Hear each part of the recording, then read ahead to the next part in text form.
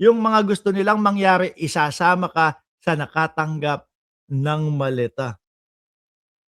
'Di ba? Nakita niyo po? Oh, nakita niyo estilo ho nila mga boss Chipamo, sir? Wala ng kapupuntahan itong mga DDS na ito. Ubos na po ito. Kung dati po madaming pumupunta doon sa kanilang mga parali-rally, ngayon zero, nada, ubos. Ni ang yabang-yabang, 32 million kami. Pero mga bossing, 32 million po ba? Ni hindi nga makakuha ng 1 million na attendance doon sa mga parali nila 'Di ba? At eto pa ho mga kababayan, no? Pumunta tayo mismo doon sa impeachment ng Vice Presidente po mga bossing. Eto saan ba uunahin natin? Eto mga boss Chipamo sir si Rodriguez, no? Si Rodriguez nagpapakalat ng fake news na kesyo daw po patong-patong na criminal case yung meron daw etong si Kalilong. Si Vic Rodriguez po yan Ngayon, pinak-check po mga kababayan. Alam ko kay Christian Esguerra itong fact check Oh. No? Pinak-check ho kay Christian Esguerra ba o sa ano? Patong-patong na kasong criminal case o criminal ang di umano'y nakasampa sa korte laban daw po kay Kalilong. Ayon yan kay Vic Rodriguez mga kababayan. No? Ayon sa isang pahayag ni Vic Rodriguez, nakita ko din po yun. Si Vic Rodriguez, mga bossing, ewan ko kung may topak na di sa ulo yan. Alam ko malapad ang noo. Pero, fake news na yung mga pinapakalat No? Biruin mo dati. Ano lang tayo, balik tanaw lang tayo. Nung nandun pa siya kay Bongbong Marcos, ano po, na ating presidente, ang daming lumabas na issue agad kay Vic Rodriguez. Naalala nyo, yung mga sugar importation? 'Di ba? Naalala niyo 'yon? Yung mga sinasabing di umano na mga pagbebenta ng upuan ng gabinete ng halagang 100 milyon para ikaw ay mapabilang sa gabinete ni Bongbong Marcos. Naging issue din po 'yon di umano ni Vic Rodriguez. 'Di ba, Ma'am Miel Rodriguez and kay Christian Esguerra, Facts First. Okay. Di ba, mga kababayan? Yun yung mga naging issue. Kaya hindi ko sigurado kung nasipa ba, natanggal ba, o talagang nag-resign lang si Vic Rodriguez. Ngayon, eto, sumunod, nung election period po, si Vic Rodriguez ang naghawak noong mismong resulta nung test ni Pangulong Bongbong Marcos doon po sa ipinagbabawal na gamot. At siya mismo, sa bibig niya mismo, nagsabi, negatibo ang ating Pangulo, 2 beses na negatibo ang ating Pangulo. Ano ho, mga kababayan? At humanga ako doon sa mga kakamping. Bakit po? Pagkatapos na ilabas po yung resulta, no, doon sa ipinagbabawal na gamot, no, na gumagamit daw si Pangulo, huminto na ang mga kakamping. Actually, sa kanila nang galing yan Sa mga kakamping nang galing yan. No? Huminto na sila. Nirespeto nila, iginalang nila, at sinubaybayan kung paano ba patakbuhin ni Bongbong Marcos ang ating bayan. Ngayon, nakikita po nila, no? Maayos naman pala. Magaling naman pala. No? May katutunguhan ng ating bayan. Sumuporta sila.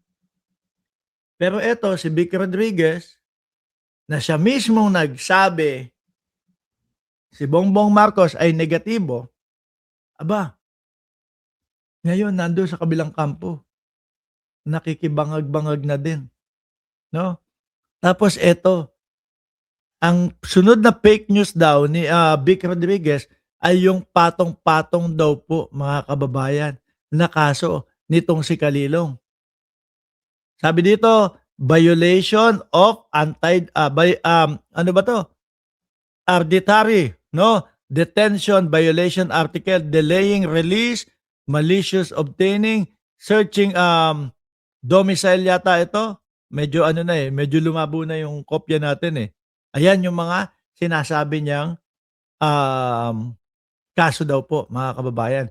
Kaso ayan patong-patong ang kaso na kinakaharap ng witness na sa impeachment ni Vice President Sara Duterte na si NBI Senior Agent John Mark Calilong ayon kay dating Executive Secretary Vic Rodriguez. Gusto nilang sirain ang ah, kredibilidad nito pong si Calilong, mga bossing. Pero yung 18 marites nila, yun talaga ang maraming mga kaso ho, mga kababayan. At mismo ang mga AFP, mismong ating mga kasundaluhan na ang nagsasabi na yun yung mga patong-patong ang kaso. Yung mga yun ang mga dismiss. Ngayon, nung pinak-check ho, mga bossing, wala naman palang batayan. Walang beripikadong batayan na nagpapatunay na si Calilong ay may mga pending criminal case o administrative case. Boss,